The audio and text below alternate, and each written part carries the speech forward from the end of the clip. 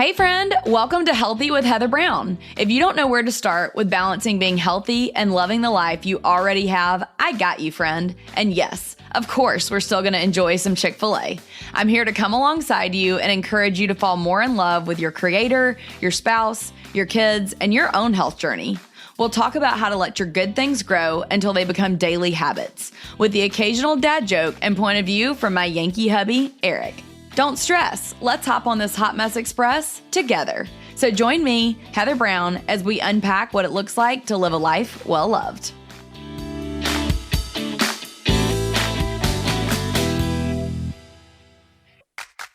You know, one of the most popular questions I hear is, how do you do it all? Or, can I pick your brain? And I always laugh because my knee-jerk reaction is, oh girl, I don't do it all.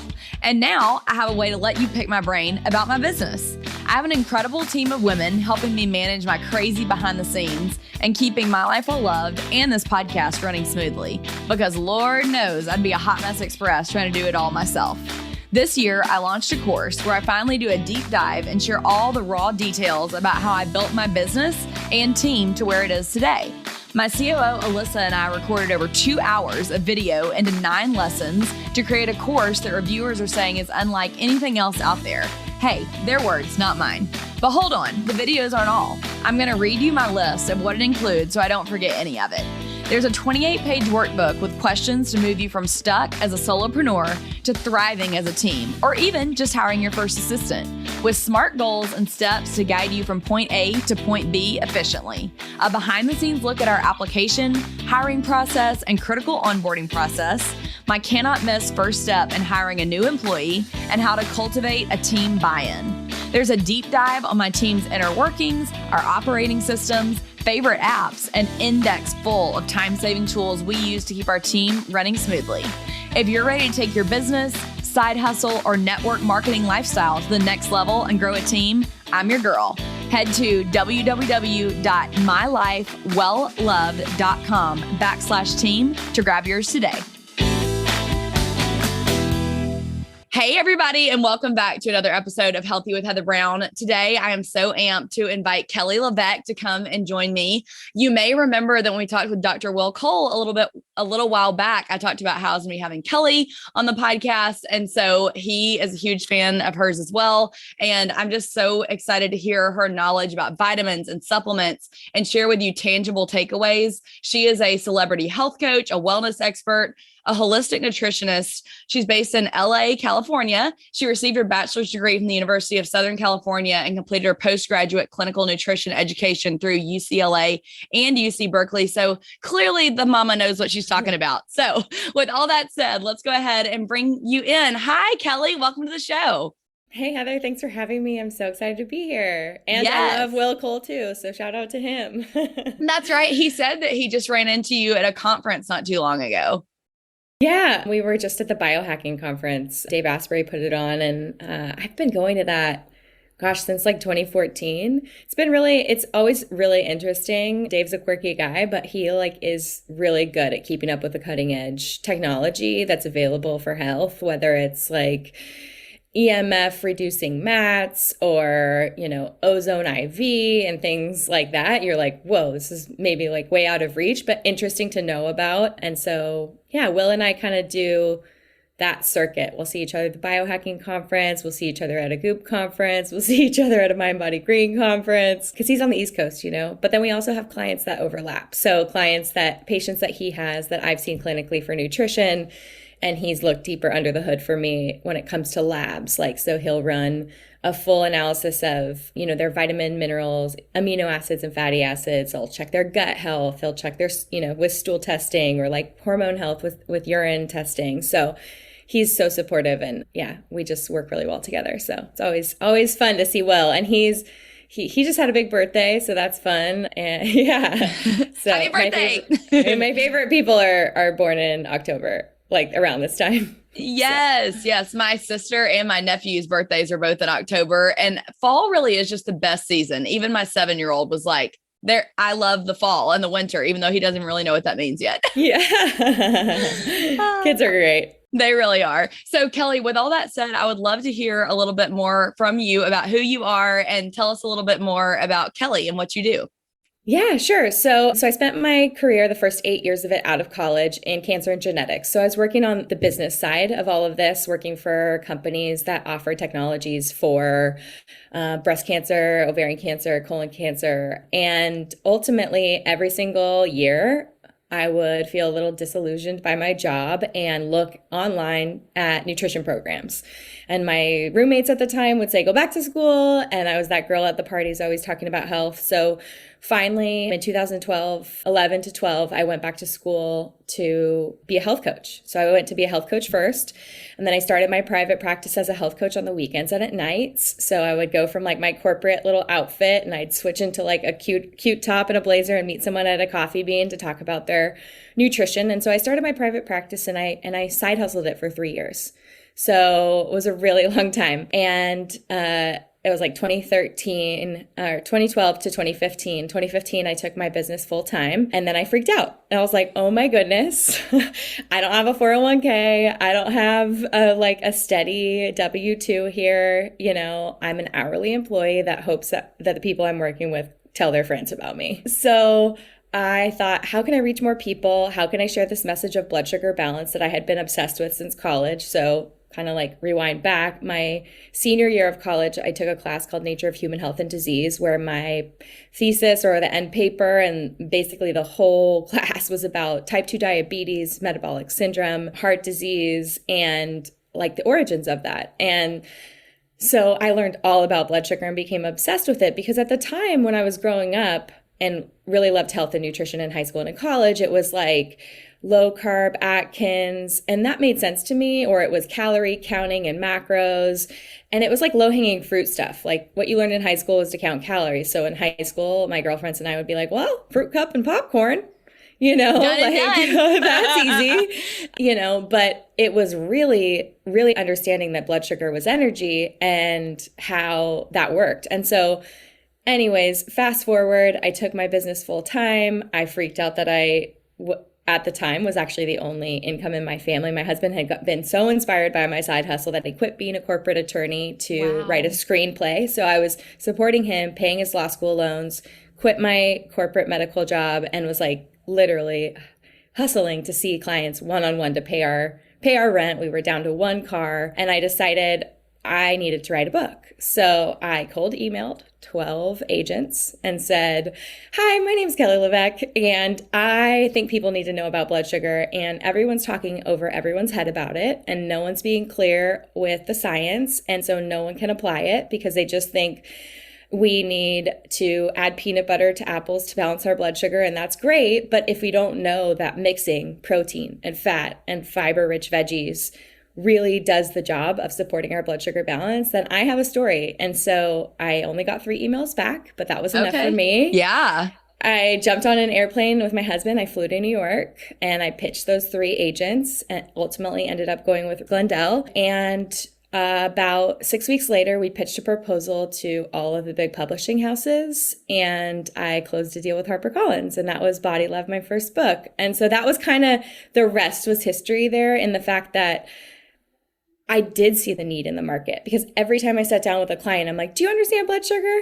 And they're like, yeah, no, you know, and I get it. I'm like, I know, right? Like, how come we weren't taught this in school? Like, how can I help you figure this out? So I would always teach clients, you know, I would use simple analogies like, let's say you started your day with oatmeal or a piece of toast. What would happen? And I would have them imagine like little toast emojis going in their mouth and dropping in their stomach and then being absorbed into their bloodstream. And the more toast they ate, the more little toast emojis ended up in their bloodstream. And that's their blood sugar going up. And their body would release this hormone called insulin and pick all those little toast emojis up and put them away. So where do they go? A little bit in your liver, a little bit in your muscles. That's carbo loading if you were ever an athlete. And then what happens if there's leftovers? Well, your blood sugar stays high, and then your liver has to work overtime to find a new package for that. And that, you know, that other package is a triglyceride or a fat cell. And so then, you know, what happens when our blood sugar is coming down 90 minutes later after that, you know, toasty breakfast?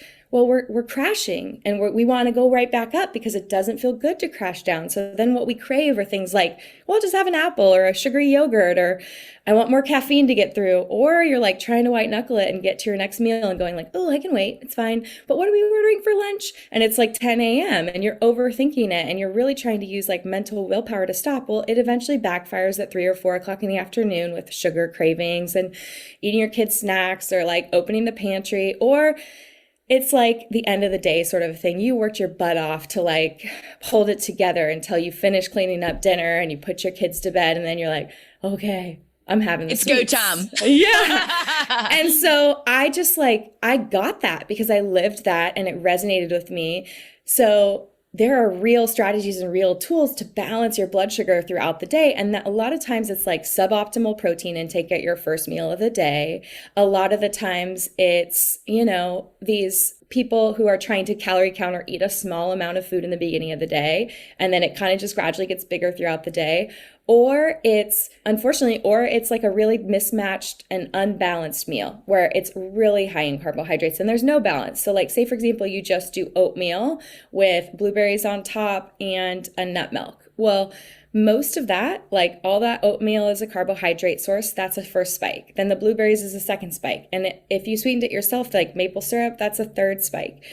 So how do we actually add protein, fat, and fiber to that meal to make it last in your body? Because protein is going to satisfy your hunger hormones. Fat is going to slow down the digestion of that oatmeal and make it last longer in your body. More hours means less snacking, means a longer curve. And then can we add fiber to stretch your stomach, to regulate ghrelin, this really strong hunger hormone that I say is like the gorilla hormone. It makes us want to like just graze all day.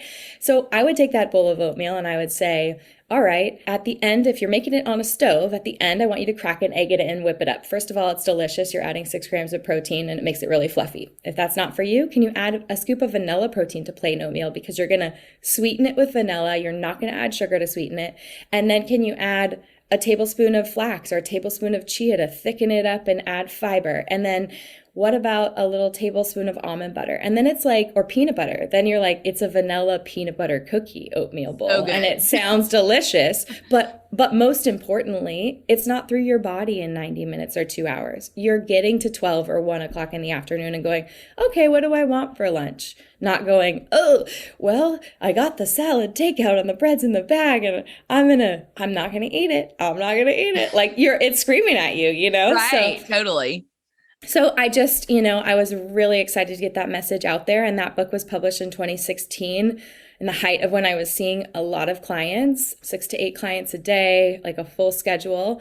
And then my son Sebastian was born in October of 2018. And so then after each one of my sons was born, I slightly pulled back and offered. And I wrote a second book and I offer online courses. My mom was really involved when I was a kid and always around. And so, your audience doesn't know this, but I'm taping this at 7:30 a.m. my time so I can do drop off after this. Wow. Yeah. And because she was always there. So I've had to shift my business a little bit so that being the breadwinner and the only income in my family still, because once Sebastian was born and my husband was around and was still writing, it just made sense for him.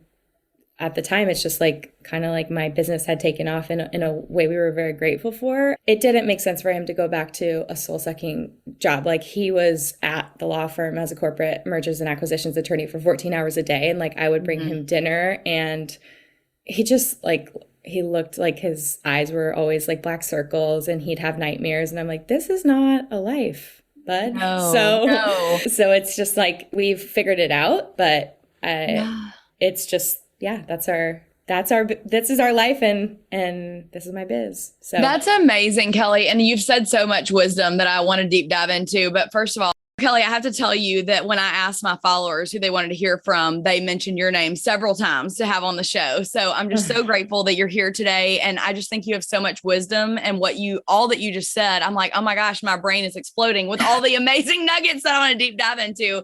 So this is going actually a little bit off topic. But one thing that you talked about was your husband and kind of just how you guys switched roles and what that looked like. How do you feel like that almost affected your marriage relationship and your health when you guys were making those decisions? Because my husband and I have walked through something similar, and we found that really almost took a toll on our relationship to figure out what the balance was. Do you mind sharing a little bit about that? Sure. So yeah, it actually has been really a difficult road. And Chris and I met so young, like 2007, we met, we got married in 2012. This is at the time where I'm like, oh, I'm so stoked. I'm going to start this side hustle. And he was a corporate attorney for not even a full year of our first year of marriage. So I think what's interesting is marriages and getting prepared, being engaged and being fiancés, you're like, oh my gosh. And we've been together, we're 5 years before we got married. So it's not like I just met him. I knew him very well. But you like come together, you get married, and then you inspire one another. You're before kids, we didn't have kids right away. And so I didn't feel the stress of taking on his student loans and him writing his first screenplay at all in that first year. Cause I was like, it's cool, babe. Like I have this corporate job, plus I have this side hustle. We have this rent controlled apartment in Brentwood. Your car is paid for, I have a little lease. It's no big deal. Like this is the time to do it. I'll give you a year. And then a year and a half went by and I'm still side hustling my business. It's the middle of 2013. I remember thinking like, I really just wanted to go full time. And then the business got a little, like it took a long time. That's why I side hustled it for 3 years. So that second year and a half after that was pretty difficult because I was like really, really working to build up my practice and to see as many clients as possible while also going back to school for clinical nutrition. So I started paying for UCLA classes and online Berkeley classes. And but I was kind of like just in the day to day. And so I'm pretty even keeled. I can deal with a lot of stress. If stress is coming at me, I'm actually not someone who explodes. I put it in my body. So my hips get tight. My psoas gets tight. I don't even realize, I am in touch with my body now enough to know when I'm stressed because I feel it. I just feel like old and I'm like the Tin Man. I need like oil put in every joint. But I would look at those years and I would say there were certain blow ups. Like after I left my corporate job, there was a time when Chris had actually done a really good job saving when he was an attorney because he was paid, attorneys are paid really well at a young age. And he had graduated law school pretty young. Like he went to USC Law School. He graduated UCLA a year early. He's a really smart guy. He was valedictorian of his high school. Like he's a smart dude. So, so he was ahead of the curve in regards to like having a big guy job, like when we graduated. So he had done a good job saving, but I remember one specific month where I was like, we need to dip into savings to like pay rent and pay for your law school loans. And like, you need to figure out how to get your loans on forbearance so that I can actually take this job full time. Like, and you're like, the rubber is hitting the road. Like we got to figure this out. Yeah. Yeah. And so, we would have the hard conversations like, we need to go to Trader Joe's. We lived behind a Whole Foods. It's like, we need to get in the car and go to Trader Joe's. Like we need to budget. And we would like tighten down the screws. We didn't have very many pieces of furniture in our apartment. Like a joke that people have been following me for a long time is I never had nightstands. Like to this day, like until I rented and I'm sure I could have bought affordable nightstands, but it was like the principle of these aren't the nightstands that match my bed. So like, and they're not the ones I really want. So I'm not going to buy them. Not doing it. At one point I had like a Vitamix box as like where I put my cups. That is hilarious. Like they had sent me like a model to like demo or like do smoothies for my job. And it became my nightstand. Anyways, yeah, there were times, but not all constant. And then Chris actually when he finished his first script, he started doing some law work on the side for small businesses, our friends, for my business, reviewing contracts. And then he actually became the co-writer of my second book. And so then we intertwined where he kind of came into the business and was really helping me. Cool. What we found in our relationship was that wasn't going to work. Like it was really fun for me in the beginning, but really demasculating for him. And I don't want to be the one with the testosterone. Like I don't want to be the one making all the decisions. I am traditional in the fact that I want him to pull his wallet out and use a credit card that even if I pay for it, like I just want to feel, wear a dress, have my door open for me, feel like he's like got me, emotionally, financially, even if I'm doing doing the work in that regard. Like I want to feel that way. And so we've had multiple conversations over the years, ultimately decided that it didn't make sense for him to be the attorney in my business and also, co-write books with me. So he helped me rewrite my first book a little bit. And then HarperCollins allowed him to co-write the second book with me. He's just really, he's a writer and he's an attorney. So he's very smart with words. But yeah, there are times, I wouldn't say it's constant struggle, but there are times whenever I feel like the most financial pressure where he feels it too. I just can't hold it in anymore. Like we just bought our first home last year and congrats. Thank you. We're not in it yet actually, because my mom's best friend's husband is like a big contractor down where we bought our home. And he just retired in December actually. And he was like, you better, because we started work before the year ended. He's like, you better just hire me and get whatever you want done. And if anyone's done construction, they know it gets really carried away very quickly. And so I've learned the hard way, and there've been real financial stress for all of that in the last year. Thankfully, we'll be in within the month. So I'm super excited. But yeah, I mean, Chris is, he'll just be there for me and we'll talk about it after the kids go to bed. And he knows me. I just need physical hugs. Like just hold on to me on the couch and tell me it'll be okay. And you don't need to fix it. Eric and I talk so much about the love languages and ways that we really need to be loved and cared for. And I think that you just said so much that women are going to relate to a lot that are listening to this podcast, and that there are struggles in our marriage, no matter how perfect it looks on Instagram. Everyone always has something going on behind the scenes. And Eric and I have had some of those same struggles that you're talking about where, I always want him to be the leader, but there was a time that I've discussed on the podcast I'll link it in the show notes, where he transitioned from being an accountant to now he's a cardiovascular nurse practitioner. And it is wild how much that change takes a toll on your marriage. But I also thought that it was really cool what you said. You've learned to listen to your body. So when you do notice that you're maybe carrying more tension in your psoas, your hips, whatever that might look like, how do you tend to address that? I would love to hear a little bit more about what women can do if they're like, yeah, what she just said, that's me. I didn't know that I felt it in my body, but that describes me perfectly. Yeah. What it comes down to is we have to look at the separation of roles and like the jobs and what we carry. So what I noticed recently was, I'm managing my whole business, which means like my whole product business, my whole course business, my whole client load. I'm writing my third book with HarperCollins again. So I have deadlines for that. So my work business is big, like it's taking up a lot of time. And then I'm a mom. And so Chris can't really replace that. My kids want me to drop them off at school. My kids want hugs from me. Like I'm still the one who makes dinners and I'm still the one who grocery shops. And so in traditional families where you look at a mom who stays home, she manages the whole house. She knows when her kids need new shoes. She knows when her kids need new clothes, what birthday parties are coming up. Those birthday presents are at the house. They're being wrapped. Like I still managed all of that. And Chris watched our kids and did laundry and cleaned the house, does an amazing job he's very meticulous when it comes to like kind of managing that side of stuff.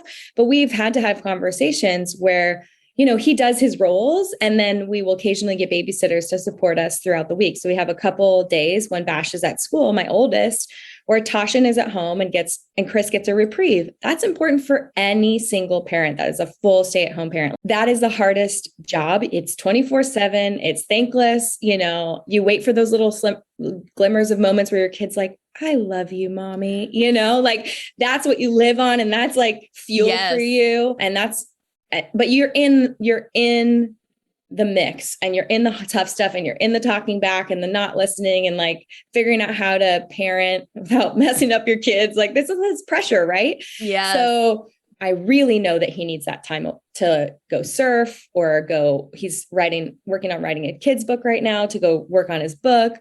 It's a little pockets of time in the week, and it's not very long, and he deserves that. When I look at the entire week though, and when I look at, wow, I'm doing my work, I'm still doing the entire mom work job. I'm feeling resentful. I'm not communicating that I'm feeling resentful, and I'm not getting time to move my body because I'm going, well, it's okay. I don't need to go to yoga. I'll drop off. I'll pick up. I'll, take him to that doctor's appointment. I'll make that doctor's appointment. So now I just, I think communication is everything. And if you're not getting the support you need, you have to say it. And I'm not good at saying it.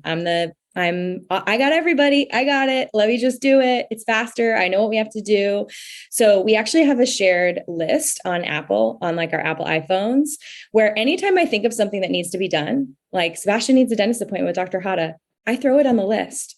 And then I say, that's a good tip. I like that. And I said, hey, babe, every day I want you to go into the list, and I'm not telling you to do anything. I'm just telling you, this is my mental load as a mom of things that I need to do and figure out. So like, I'll be like, Theo's birthday's on Saturday. He loves dinosaurs. And so literally Chris doesn't even talk to me. He'll be hanging with Bash and he's like, hey Bash, Theo's birthday's on Saturday. He loves dinosaurs. Should we go to the toy store, or do you want to come look at my Amazon app and to see like, is this cool? Would you want to get him this or this? Great. I love that. I'm like, Eric and I are going to start doing that. Thank you for that tip. Yeah. And he just does it. And so that has freed up time for me. And it also is a lot easier than me asking him to do something, because when I ask him to do it, it feels like I'm nagging. I don't like nagging. I'd rather do it myself. And I also am not a control freak, but I just feel like, I've been running and gunning and doing it for so long that I'll just do it. But in reality, like if I just put it on the list, he feels really productive doing stuff like that. He's like, Bash's 4th birthday is coming up. He needs a new bike. Like the poor kid, his knees are like under his chin on the bike. And I'm like, he's a little too big for that bike. He needs a new bike for his birthday. So I put it on the list. And yesterday he was like, oh, I got the bike. It has like a safety. He wanted handbrakes. It has like a safety handbrake. I looked it up. There's like best ratings, blah, blah, blah, blah. And I'm like, awesome. Amazing. Thank you, babe. Great job. Yeah. So, because the reality is I am not resentful of it. It's been a transition for me because I kind of imagined myself being a stay-at-home mom like my mom. I imagined being free to like do all the fun things and do it all, and the reality is as a full-time working mom, I'm going to feel guilt, and I'm working through that daily and weekly and monthly about the time I'm getting to spend with them, the quality time I'm getting to spend with them. And for me, coming to the realization that putting my phone away and playing, like really being present for a half hour to 45 minutes makes me feel, even 20 minutes, if you're like fully in it with them, takes that away. And so it does. I try to just like do that. And actually, Becky Kennedy, there's some amazing psychologists out there for parents that make me feel less guilty. So Becky Kennedy wrote a book called Good Inside. It's the New York Times bestseller as of like a couple of weeks ago. And then Tina Bryson, she wrote The Whole Brain Child, No Drama Discipline. Yes. And all of those books. Both of those women, and Tina's like, she paved the way. And then there have been people who've done a really good job articulating that science and making it their own. But Becky Kennedy calls it phone-free fun. And it's really important being so present on social media to take that time, because man, there's a million reasons why moms can just feel really bad about themselves, whether you're fully working or you're managing all the stuff I was talking about for that list, like so-and-so's birthday, it's more logistical and you can't get into the fun. 100% agree. And I think that there's so much there to unpack. I'll link all those books that you just listed in the show notes, because I think that moms need more resources in our tool belt to deal with that, because like you said, momming now and also working like you and I with our own businesses, that's a whole different ball game than what my mom and your mom did as stay-at-home moms. It really is. And each one has different difficulties. And I think that we always need to acknowledge that both sides are equally difficult, just in different ways. And so I'm definitely going to link those resources. And I do want to just change gears a little bit, but you shared a little bit about how you guys, there were financial things that were going on that were hard, obviously. Yeah. And I know that you've written this course, and I want you to share a little bit about the Fab4 course, but do you mind addressing for these moms that are listening to this, that are like, I don't even know what she's talking about with the blood sugar dips. I don't know why I can't eat just carbs. And now I do feel bad and I feel stressed, but I'm also on a budget. What's kind of like your best tips for getting started there?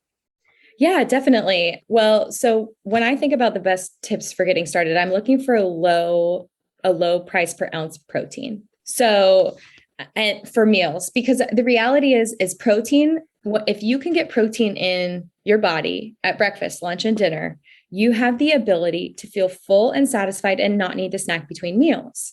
I think it's a real wake up call for clients when I sit down with them and they're like, well, I have my 5 to 6 small meals a day. I have my breakfast, and I have a little snack at this time. Then I have lunch, a little snack, and dinner. And then I'm still kind of hungry, so I have a snack.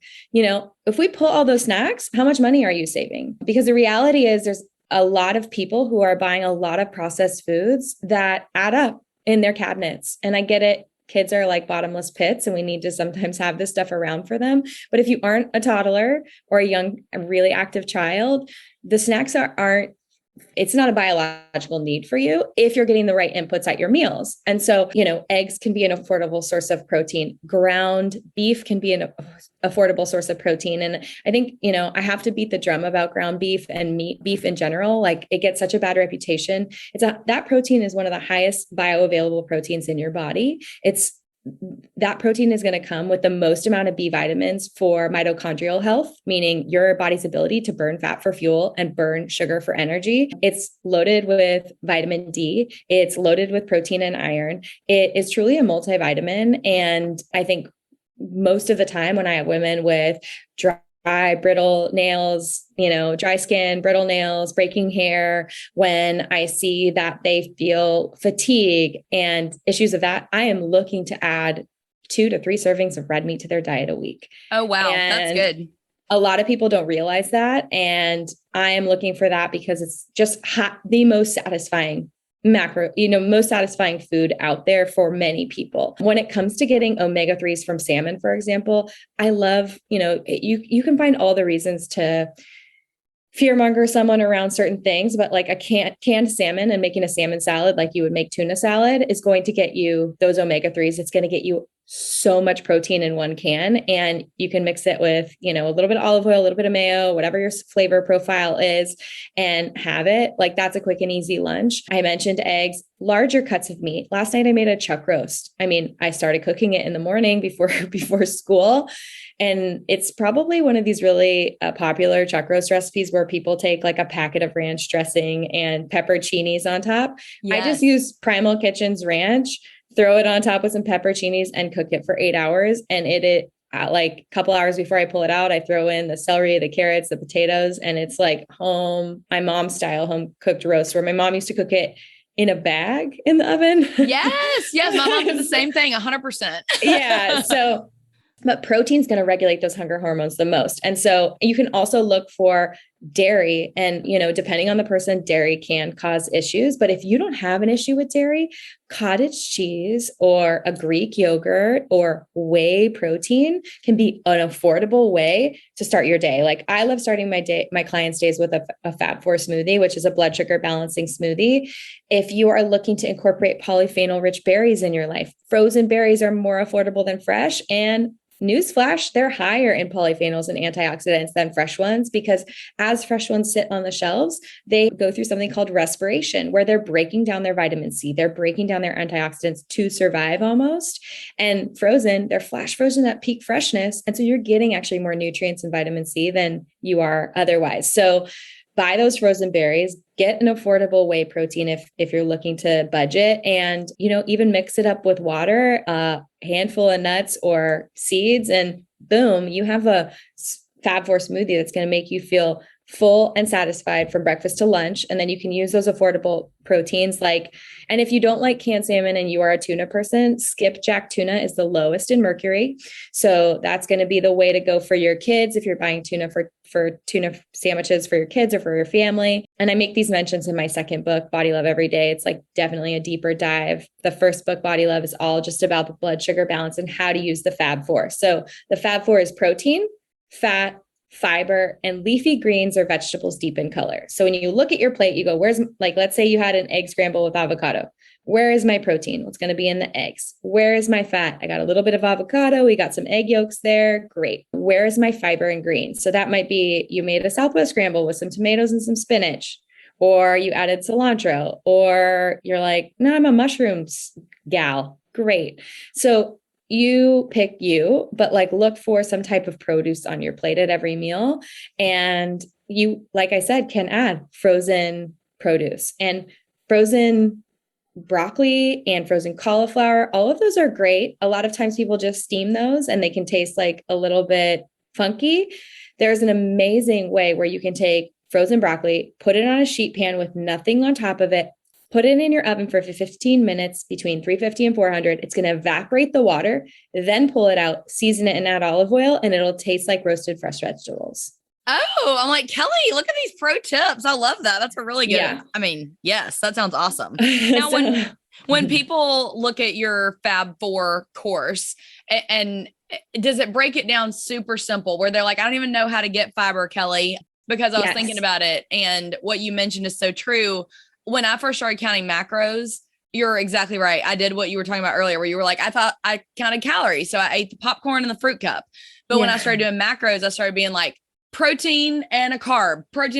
And I'm like hitting my macros, but I was like, wait a minute, I'm not hitting any of my micronutrients and getting greens in anymore. So I will link to the macro episode, but I cannot say enough about Kelly's wisdom and getting greens on your plate. Don't lose that because God put those veggies on the earth for you to eat.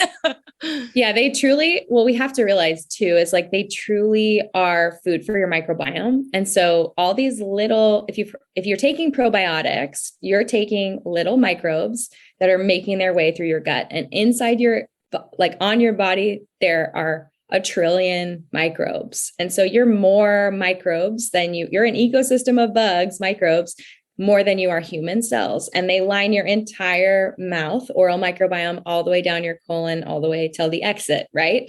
And so they are a protective layer on top of mucin, or this mucus layer, before you hit the skin, which is called the epithelial layer, which is 1 cell thick. And so your nutrients interact with those microbes. So when you eat fruits and veggies, when you eat fiber and greens, these microbes need that. That's their food. And so they eat that and they give off byproducts, things that are energy for our brain, energy for that epithelial lining. They give off. So when we talk about polyphenols, which is an antioxidant in berries, we only absorb 5 to 10% of the antioxidants present in a blackberry.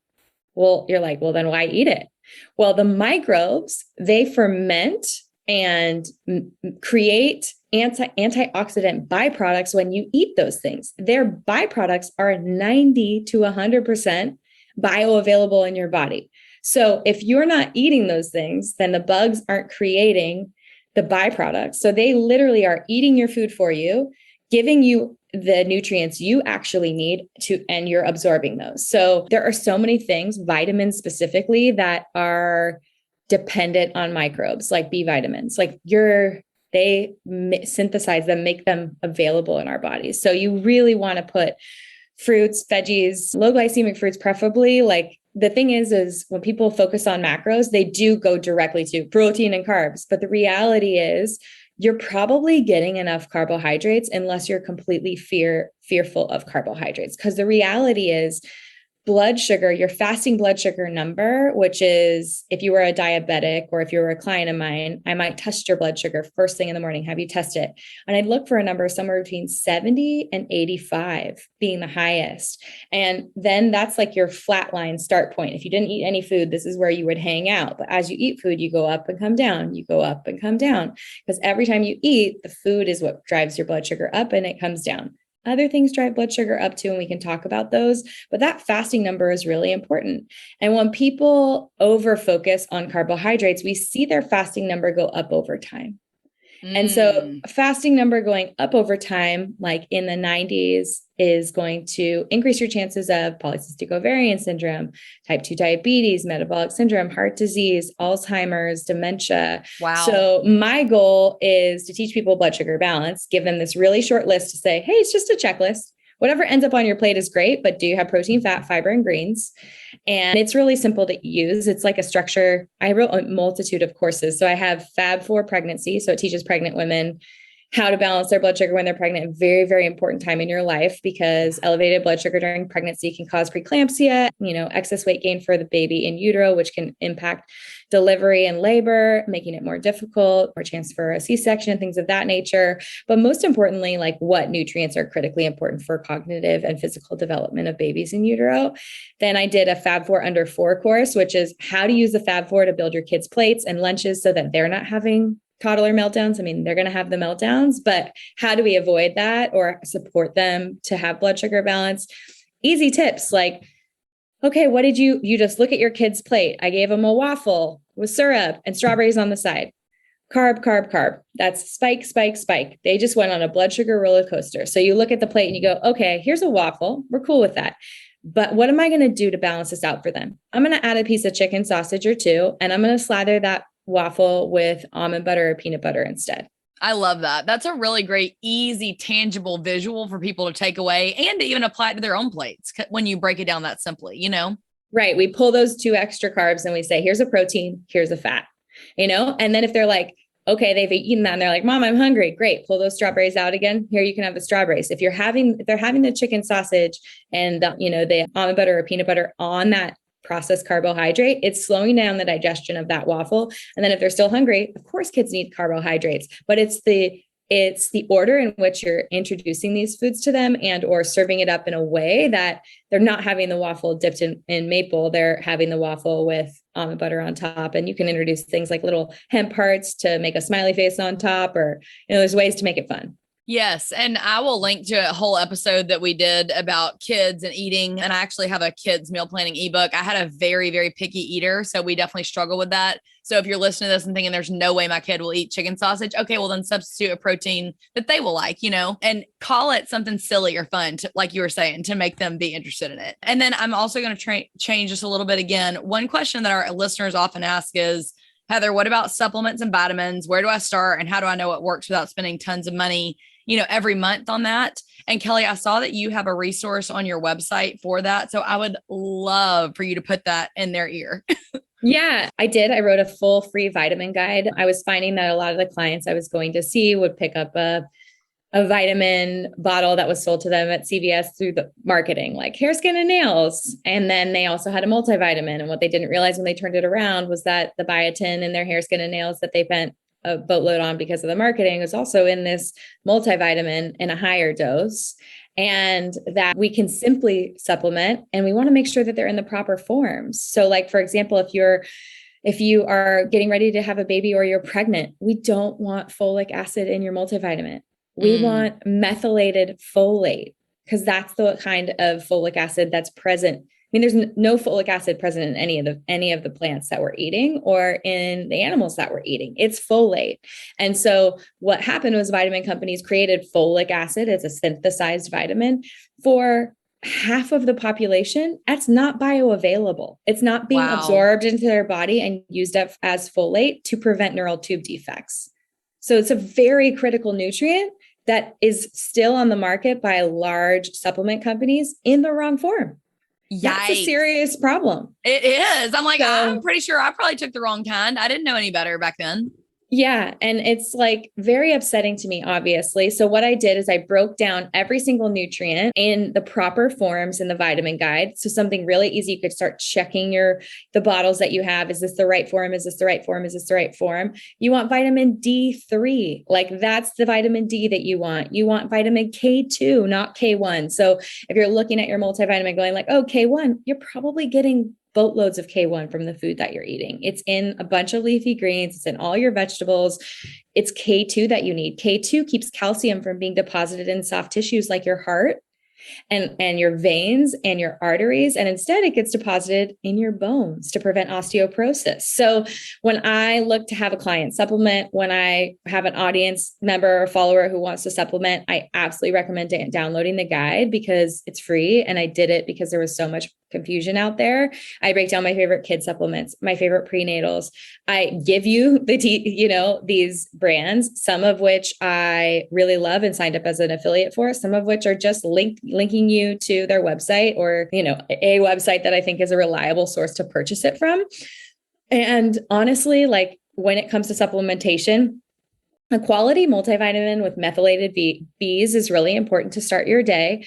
A vitamin D3 K2, which would be like in a liquid form or in a capsule, is great. If you notice that you're low in vitamin D on your blood test, you could also get an A, D, E, and K, which are all your fat soluble vitamins, just to give yourself a mega dose of that. to kind of get back up to baseline and then go to a D3 K2 dropper alone.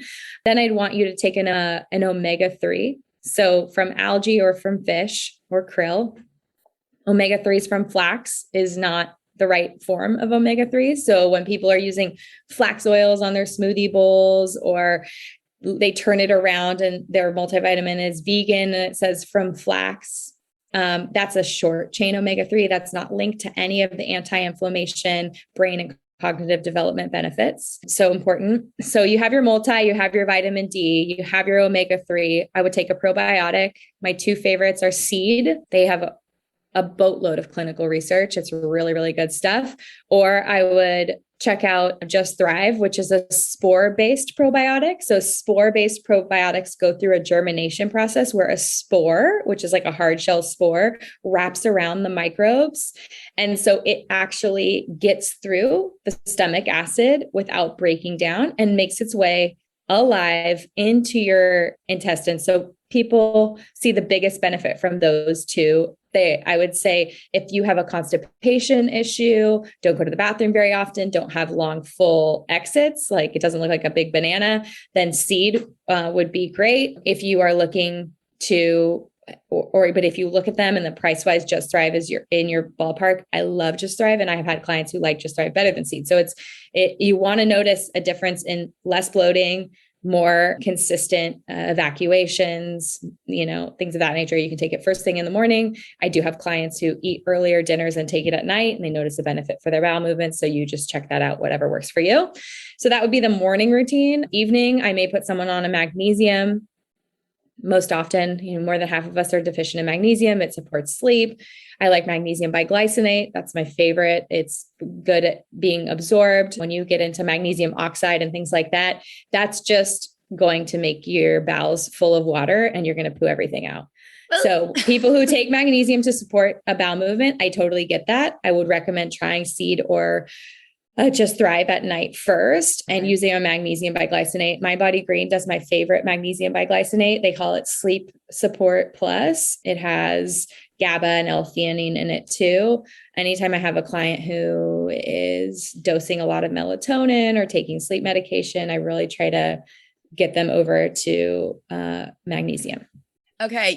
So Caroline Packard also on a prior episode, which I'll link below, she talked about, just raved about magnesium for women. And I had several people asking me which one that I take. And I was like, I have got to double check this with other people. So I'm going to make sure and link all this that she's talking about in the show notes. Cause truly, Kelly, this is gold. This is what so many women want. They're like, I know I need to be taking a multivitamin, but I don't know what I need. And I know I need to be taking a probiotic, but I think that I'm now overtaking. I don't know what's conflicting. So I would just highly encourage you to remember that just what Kelly said is so true, that everybody is different. So just because it works for me, and I talk about it, y'all know, I talk on my Instagram stories all the time about my liquid collagen. I love my liquid collagen. I've been taking it for 2 years, but other people try it and it doesn't work for them. And it's just because bodies are different. We just have to respect that that's how the Lord designed each of us so uniquely, which is truly mind blowing and incredible. When you talk about all the mitochondria and the gut and the microbiome, it's mind blowing how intricate each of us are. So give yourself grace as you're learning these things.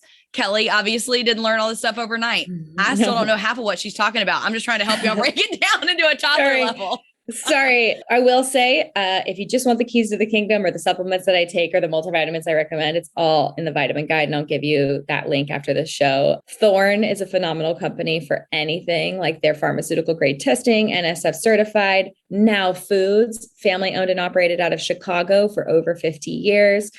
Amazing quality control, pharmaceutical grade testing, all made here in the United States. Also really important, I think, because a lot of people can white label, meaning they just go like, I want to throw my name on something, and they don't do the same third-party testing, NSF certifications, and they're just like marketing it to make money. And that's, I'm also for the American dream and, capitalism and consumerism, not really consumerism, but you know what I mean? I do. Good for them. But like also if it's a supplement that is going to interact with your human body, let's make sure that it's tested appropriately and it is what they say it is. And Amen. NSF certification is going to do that. So a lot of times it's not the fancy, like, this is cute branding. It's really truly like, hey guys, they went through really rigorous testing. I'm trying to protect you. Amen. So. And I will definitely link that guide. I think it's huge. And Kelly, I do just want to give you an opportunity before I ask you our final question. Is there anything that you want to share with them otherwise on your website or resources or about your books? I will obviously link all that, but is there anything else you would like for the listeners to know before I ask you our final question? Okay. So for anyone listening, I would say the most important thing, and they can go to my website or my Instagram and look at anything that they want to buy or get involved in or learn from. But here are the most important things that I would tell a client or a friend who came up to me at a party and was like, Kelly, look, like, I don't know, you do this for a living. Like, I need a little bit of help. Here's the most important things. Your breakfast. I would want you to be getting 30 grams of protein on average at breakfast. What does that look like?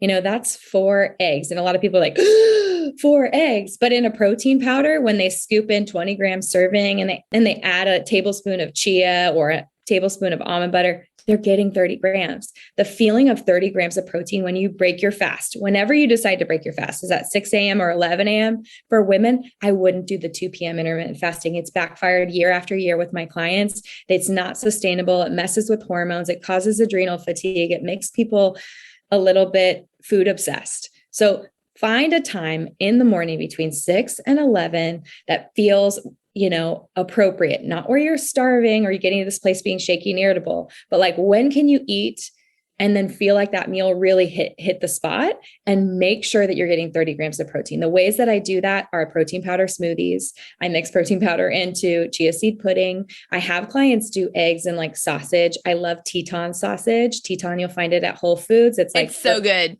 Yeah, I love it. It's like burger sticks. There's no casein. It's a solid source of protein. You can make meatballs, chicken, turkey, or meat, make them in bulk for the week, put them in your fridge, heat them up, put some sausage seasoning in it if you don't want to buy this stuff like fennel and garlic, and delicious, right? So eat 30 grams of protein, please. Like, if a client's like, I can't lose weight, or I feel like I can't control my food choices, or I just eat all my kids' snacks, I'm telling you, if you commit to 2 to 3 weeks of breaking your fast with 30 grams of protein and focusing on your protein intake, not even overthinking macronutrients at all, protein intake, and you eat protein the first, like, if you had your plate and it was, let's even say your plate had toast, avocado toast and protein, eat your protein first, like, please, and focus on that protein first.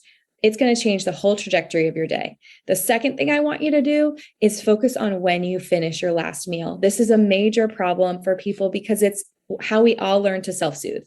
I think if you grew up in the 80s or the 90s or even the early 2000s and you had access to your pantry as a kid, you're like, oh yeah, like, or college, you're like, yeah, I'm like, the day's done. I deserve this. Like, double stuffed Oreos, please. Let's have the thing. Let's have the things, right? Let's have the things. So look at when you go to bed.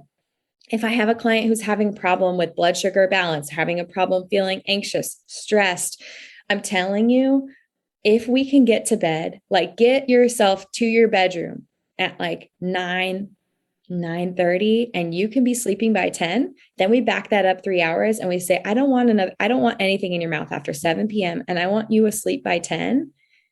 Those 3 things, like end of dinner time, breaking the fast with protein, and sleeping. I am not asking you to work out. I'm not asking you to count anything. I'm not asking you to be perfect, because first of all, I am nowhere near perfect. Like, and I have less control than a lot of my clients who have to do that for their job, right? But if you can do those 3 things consistently for 2 to 3 weeks, you are going to see major improvements. If someone commits to that for me and just says like, and even if it's, I'm just going to focus this week on the protein, and then next week, once I've locked in the protein, I'm going to focus on 7 p.m. being the last time anything goes in my mouth. And then the third week you go, now I'm locking it even further, and I'm going to be in bed and sleeping by 10, like off screens and Insta and TV and all that. Like, wow. Like, just wait to see how great you feel. Like, that's what I would tell someone. And it doesn't have to be crazy. Like, I am constantly, I don't want to say preaching to clients, but it's like saying like, this is the stuff my grandma would tell you to do. And this is something that you can sustain and do your entire life. You truly can. And it's not a fad. It's not a quick fix. It is blood sugar balancing. It is digestion appropriate, like thinking about dinner being earlier.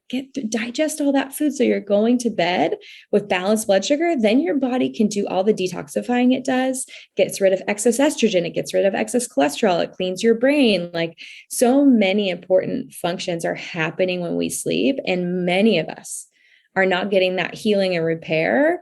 And I mean, it's truly when we go through apoptosis, like we're looking for programmed cell death, we're killing off cancer cells, we're fixing and healing skin tissue. Like there's so many benefits. So those would be the three things I would do, and start there. And if you do that for 3 weeks and you're like, wow, that really was awesome, come over to kellyleveque.com, learn a few more things, deep dive the science, and see how you can start to really, really support your blood sugar balance all day and feel your best. Because man, we are all like overworked, stressed, carrying a large burden. And like without our faith, without our gratitude, and without these like little habits, not big things, we couldn't get through it. So let me be the person that helps you like lock in these little habits. Amen. Kelly, that's such good advice. And I think that you're right. I think that we so tend to overcomplicate things. We want it to be, it's this pill and this regimen and this and that. And it's like, no, let's just go back to what our grandparents and our great grandparents and our ancestors did and start to detox from all this overstimulation that we get in every area of our life. So thank you for putting it in layman's terms. Thank you for taking the time to be here. And then I'm going to ask you one final question that I ask everybody that comes on the podcast. And that is, what's your favorite thing in your health journey that's making you feel like yourself right now? And it can be anything that makes you feel like you. My yoga practice always makes me feel like me. It gets me out of my head, and like I said, like if I have any stress with Chris and I feel like, well, he gets these hours to himself to go surf, or kind of like he gets to turn it off for a minute for himself, like holding on to that private time for myself. And he's really good at pushing me. Even last weekend, I know I want it, but my kids aren't sleeping and things are tough. We didn't sleep. I was like up at 4 because my baby was up at 4, which is really early. My kids are like 5 a.m.ers on average. And, my word. They have been for 4 years. And it's like, our friends are like, you guys are broken records. I'm so sorry. But like, we've paid all the people, we've done all the things. It's just like, it is what it is. And so it's okay. But Chris was like, mail it in, go to the class, lay in child's pose the entire time, book it on your phone right now. And my kids watch cartoons on the weekends. And so it's like, I know that the mom guilt gets to go away for me, because I'm like, they want to be watching, All Engines Go right now, or like Blippi, and they want this time, and like they're getting this time, and it's going to be like more than half of my class that they're just doing this, and I'm not missing anything. So it's this really awesome time for me, because I feel like no guilt, but I can go. And he pushed me out the door, and I got there and I had like a really great class. But most importantly, I had that moment for me. It's truly, it makes my fuse like 10 feet longer, can handle so many more stressful situations. And I constantly remind myself when I get off my mat and I get in the car and head home, I'm like, this makes me a better mom, makes me a better wife. It makes me a better person. And like, I have to have this, like, it is oxygen for my body, and so I think if people get to that place of really not like, I'm going to force myself into this workout and like, I'm checking it off my list, but like, really, what does it do for you the rest of the day and the rest of the week? If you could start to integrate the action with the outcome of like how it's impacting your life, you'll be more committed, and get someone to help you get there if you need to, because we can't all do it all by ourselves all the time. Amen. Kelly, that was such wise advice. And yes, I love some restorative and stretch Pure Barre classes. They are some of my absolute favorites. So I so appreciate your wisdom, and I just really appreciate you being here today. Thank you so much. Oh, it was my pleasure. Thanks for having me. Absolutely. So you guys, you just heard from Kelly. I will link all the resources that she mentioned down in the show notes. One thing that she did mention was gratitude and, moving your body when you can, really refueling your body. If you have not checked out the Busy Moms Holiday Planner yet, that's part of what we're doing in November as our challenge. It's called Thankful and Thriving. I'm trying to get you to move your body for 30 minutes each day, even if it's just walking with your kids, dancing in the kitchen, whatever it is that helps you release those endorphins, writing down something that you're grateful for each each day. And then you can layer on the supplements as part of that challenge as well. I will link Kelly's full free guide to supplements, which I know I can't wait to open up myself after this episode. And you guys can check that all out in the show notes. You can get the Busy Moms Holiday Planner on my website, mylifefullove.com. And I cannot wait to see you guys next time. And yay for the holiday season. Whoop, whoop. If y'all think I'm a little crazy, just wait till my favorite guest joins me in the Marriage Corner. It's my hubby, Eric. Okay, back in the Marriage Corner with Eric, and I have, of course, asked him to bring us some more random questions. So, Eric, how are you feeling today? You got some spicy questions for us? Feeling good. I feel like I've got a very good question. It could go a lot of different ways, which makes a great question. But before I give the Marriage Corner question, I want to go into the parent nook, as I'm calling it. I like that. The parent nook. The parent nook. The Marriage Corner. I love it. And I wanted to share a story about one of our kids. And specifically, it's about Finn. Most of our stories are. Most of the good stories right now are about Finn. Leighton, definitely will surprise us at time, which make his stories even better. But one of my favorite things about kids, and one of the most frustrating things about kids, is that they have no concept of time. Facts. And one of the examples that exemplifies this is the classic 5-second rule. So do you know what I'm talking about with the 5-second rule? Oh, yeah. When you drop something on the ground and you say, like, pick it up quick. It's a 5-second rule. You can eat it. Yeah. If you pick it up, within 5 seconds, magically somehow it makes that food okay to eat. Well, my favorite thing that Finn is doing right now is no matter how long food has been on the ground, it could be a piece of candy that's been on the Target floor for 36 hours, and he'll walk by it, pick it up, just yell out, 5-second rule, and put it in his mouth. So true. Just the other night, we were out on our patio, and I think they had been eating some peanuts earlier in the day, or maybe, I don't even know when they were eating the peanuts, but there was a few on the ground, and all of a sudden I just hear Finn yelling, 5-second rule, 5-second rule, 5-second rule, as he's just picking stuff up off the ground. And I was just like, you know what, buddy? It is okay, because you know what? The 5-second rule is kind of ridiculous, honestly.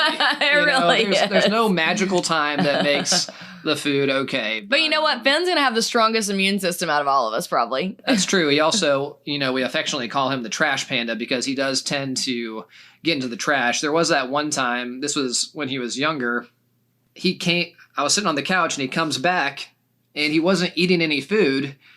And all of a sudden I see something is in his mouth, almost like he's got a piece of candy.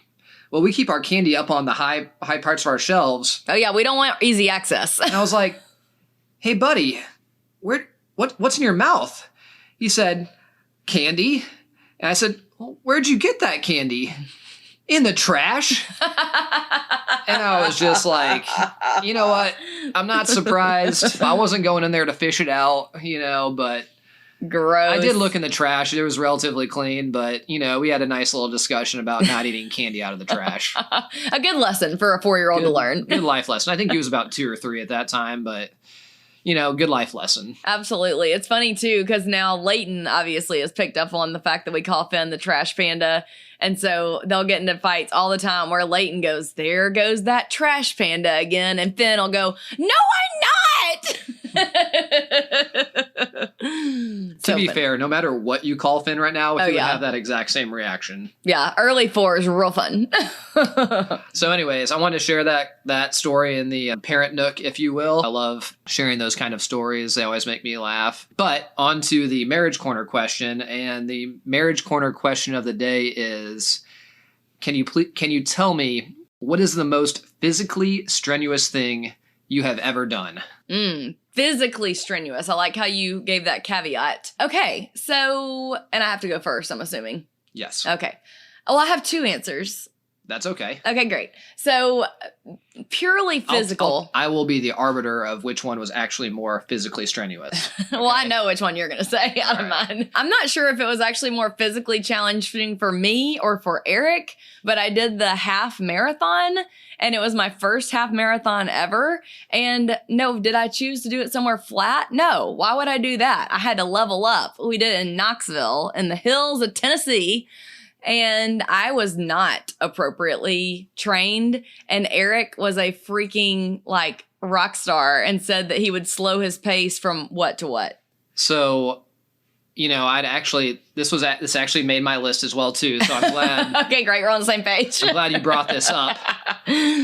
But, I was going to say probably one of the most physically strenuous things that I've done. And, it's the cliched. I have run one marathon and I'm good after that. Same, but the half. I don't like to talk about it a whole lot.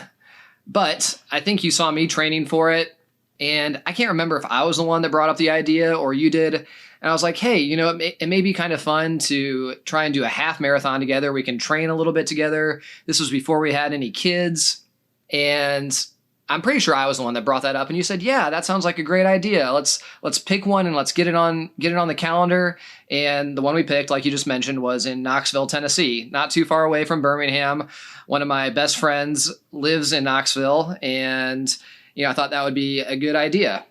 So as you were saying, but I want you to continue with your experience and I'll talk more about my experience. Okay, sounds great. So I, signed up for this thing and I thought no big deal. I can do this. I'm in shape. I teach Pure Barre. I do all the things. It's half of it's mental. I knew that. I conquered the mental part. The mental part I had. The physical part of those hills, though, I kid you not, there was one hill where it was like sheer rock face. What do you think the incline degree was on that sucker? I do remember that hill. It was a very narrow hill as well, too, and it had to have been about a 15% grade, which is very steep. It was insane. I literally was like, I might fall backwards right now. Which, to be fair, I was probably moving at a pace like a snail where I could potentially have gone backwards down that hill. I think there may have been a little walking involved going up that hill. Yes, I think you actually convinced me to. I think that I didn't want to, but you were like, you saw how fast I was going downhill and didn't even know it myself. But we did finish the half marathon, which I was like, okay, woo, great. I'm running on adrenaline. I'm like, woohoo, we did it. Let's get the pictures. Yay, hurrah. Let's do the party, whatever afterwards they always have. Well, then we get in our car and we drive back to Eric's friend Chad's house. And Eric goes to get out of the car and I go to get out of the car and can't get out. I literally I couldn't move. I had to pick up my legs and place them out of the car. And then I proceeded to hunch over and hobble like a grandma on a walker into the house because my body was so just, what do you even call that? Is there a medical term for this? I don't know.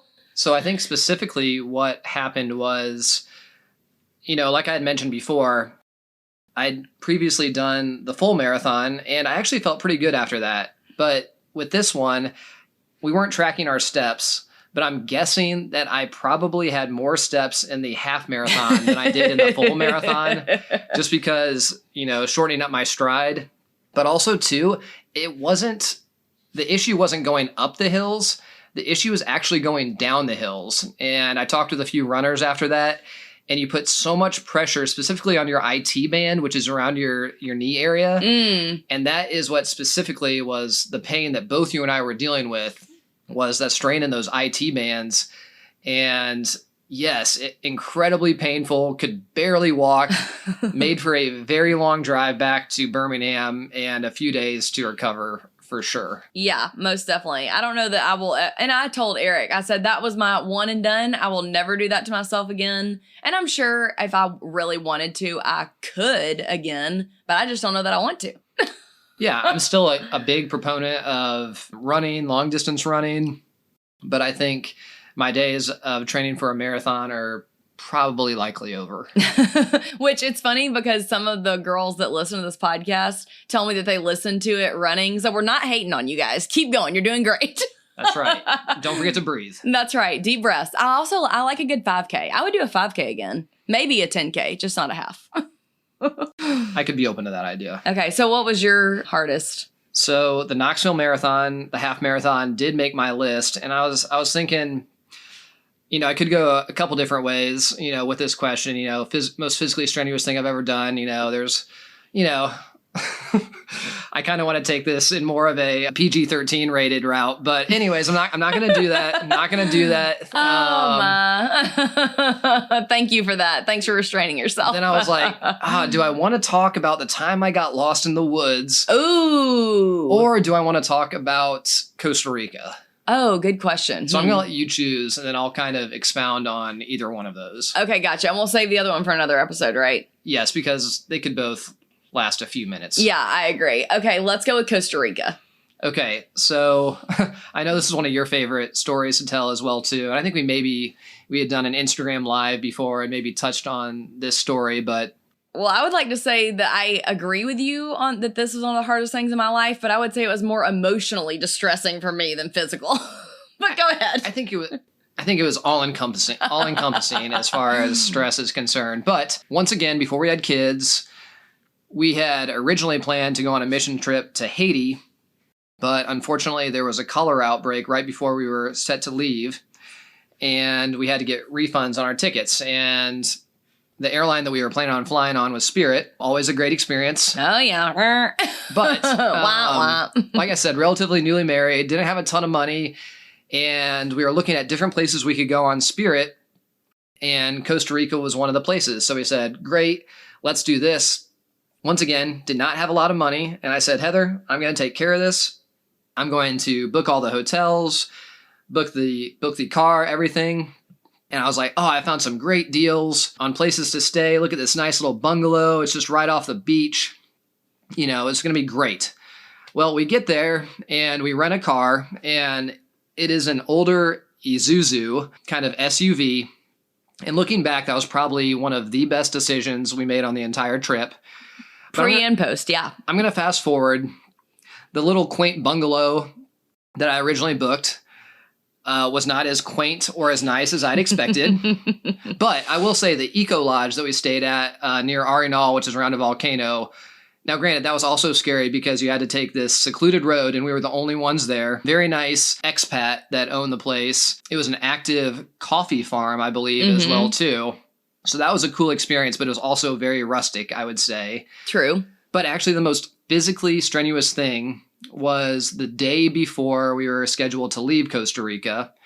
And we were about I would say 4 to 5 hour drive away from the airport. And that day we were seated and looking at a TV at a restaurant or bar. And all of a sudden it comes up and says, major mudslide shuts down major highway. And I knew which highway we were taking back. And that was the exact highway. So I quickly do some research, and what would have been a 4 or 5 hour drive back to the capital was now going to be about a 10 to 12 hour drive because this major road was shut down.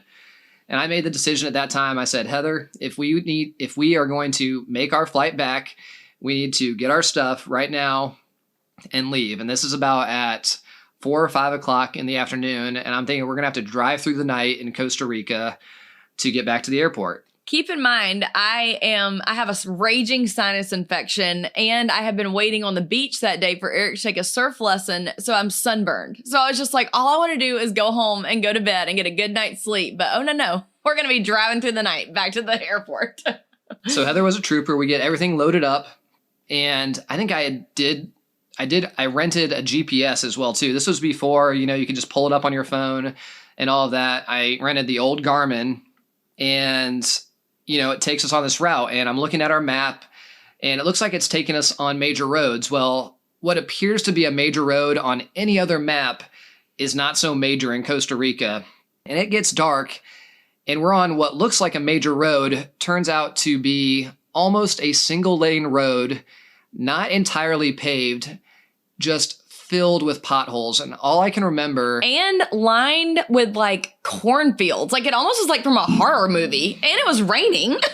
So I was going to set the scene. Oh, sorry. Okay. Yes, all those things are true. But all I can remember is just this SUV.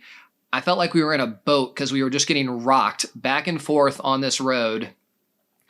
And one of the things that I was aware of, but became very concerned about early on, was it starts to rain, it's dark, we start with about 3/4 of a tank of gas, and we are on this road, and it seems like for probably about 45 minutes to an hour just getting rocked. I am just death gripping this wheel. White knuckling. And the gas gauge is going down quickly. It's a half tank. And in Costa Rica, it's not like in the US where, every 5 miles you have a gas station. It's probably like every 45 miles. And to get 45 miles in Costa Rica, it could take you 2 hours. So that's Super in the back scary. of my mind. We're driving and it's probably at about 11 o'clock midnight. And I don't know how Heather is about dozing off in this car as it's getting rocked all the way around. And I just look over to Heather and I see, you need to get your S together right now. I need you awake. Well, I kept yawning. You were like, quit yawning. I need you to focus. You did say that to I me. need you to focus. And so you got up, you started talking to me. We're at about a quarter tank of gas. Thankfully, we pull into this gas station. Once again, not like your gas stations in the States. Heather has to use the restroom while I fill up the gas. And it's an outdoor restroom. So what I do is I pull the car and I turn the headlights on as bright as they can go right on the door where Heather goes in and out. No big deal. We get back on the road. To Eric, then he tells me he has to go to the bathroom. So I literally laid my seat all the way down and just laid there praying that I wouldn't get broken into. And I was like, Eric, I'm going to get sold in the sex slave trade. That's what's happening tonight. I'm just praying against that right now so hard. It's Heather's number one most irrational fear. It is. It's a go-to for me. So anyways, we get back on the road and it is probably midnight, 1 o'clock at this time. And Heather looks at me and she says, Eric, I think we need to stop. We need to stop and we'll kind of figure out what we want to do. And I said, I think you're right. There are 2 Hilton properties in all of Costa Rica, and I think we're about a half an hour away from one of them. We'll go check that out. Well, pull in, have a bunch of Hilton points from when I was traveling with KPMG, go up to the desk and say, hey, do you guys have any rooms available tonight? And I said, I have all these points. Can I use these points? And she said, sir, I'm so sorry, but day of bookings, you can't use points. And I said, okay, that's fine. How much is it for a room? Well, the 2 properties in Costa Rica, one is not an all-inclusive. It's a typical hotel. And the other one is an all-inclusive. So this was the all-inclusive in Costa Rica. And I said, that's fine. How much is it for one night? And she looks back at me and she says, it's $770, sir. And I said, you know what? In that moment, I think this was probably one of the decisions I made that maybe saved our marriage early on. I handed over my credit card and I said, we'll take it. And do you guys know how long we were in that room for $770 before we got back on the road? I believe it was about 4.5 hours. It was bad. So how much do we pay an hour? Like $200 and something? It was close to $150, $160 per hour. But you know what? I think it saved our marriage. We got back on the road. But the thing, as far as the physically strenuous is what I remember is that my forearms and my shoulders and my back were so tight from death gripping that wheel and just being rocked on that road. But anyways, long story short, get back on the road. The major highway is still closed down and we're kind of getting closer to it. And all of a sudden, by the grace of God, there was a car in front of us. And I think they knew somehow that we were trying to get to the airport. This guy outside of his window just kind of waves his arm to go off to the right. And I said, I think he's telling us to follow him, which, he could have been helping us or it could have been the other situation. But you know what? I was trusting and I said, let's just follow this guy. So we're following this guy. And like I said, it's about a 30-minute detour. He gets us back on the major highway. And all of a sudden you see the sign to the airport and he just kind of points out the window like that. Never met this guy. Had never spoke to him, but somehow he got us to where we needed to be. Thank you, Lord, for sending that man. And made it home. But that was probably one of the more physically and mentally strenuous things that I have done and that we have done. No doubt about that. Yeah. So, most scared I've probably ever been in my entire life. So there's that.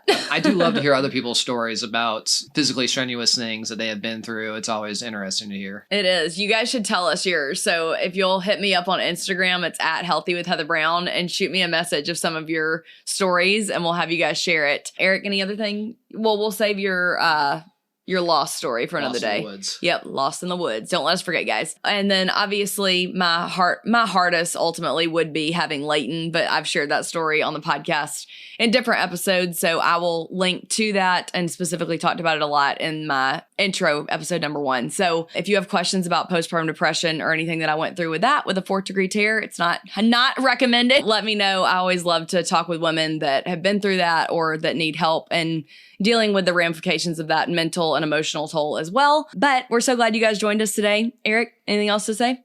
That's it. Enjoyed it. That's right. Okay, we'll talk to you guys next time. Have a great day. Bye. Hey, if you're loving the show, click that follow button on your podcast app. This will ensure you won't miss a single episode. I'll see you next time.